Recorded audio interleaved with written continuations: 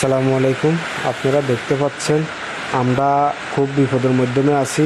সবাই আমাদের জন্য দোয়া করেন, আল্লাহ যেন আমাদেরকে হেফাজত করে। আমাদের বেড়িবাঁধ যেটা ছিল সেটাও ছিঁড়ে গেছে, পানি এখন খুব জোরে ঢুকতেছে বেড়িবাঁধের ভিতরে, বাড়িঘর সব ডুবে যেতেছে। মানুষ দেখেন জীবনে মায়া ত্যাগ দিয়ে ঘরটা ধরে রাখার জন্য চেষ্টা করতেছে, পাইতেছে না। একবারে নদীর পাশে ঘরটা, একবারে নদীর কূলে। পানির ঢেউ দেখেন, এক এক পানির ঢেউ উঠতেছে 50 ফিট। আমরা কত ভয়াবহ ভিতরে আছি। তো সবাই বেশি বেশি করে ভিডিওটা শেয়ার করে দেন, যেন সবাই যেন দেখতে পারে, আমাদের জন্য দোয়া করে, আল্লাহ যেন আমাদেরকে হেফাজত করে। দেখেন পানির ঢেউ দেখেন, আহ পানির ঢেউ দেখেন, 50 ফিট উঠতেছে পানির ঢেউ।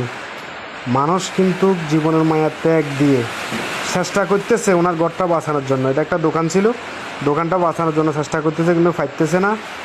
তো সবাই আমাদের জন্য দোয়া করেন, বেশি বেশি করে দোয়া করেন, আল্লাহ যেন আমাদেরকে হেফাজত করে। দেখেন পরিস্থিতি, দেখেন সাগর কূলে পরিস্থিতিটা দেখেন আপনারা, কি ভয়াবহ পরিস্থিতি।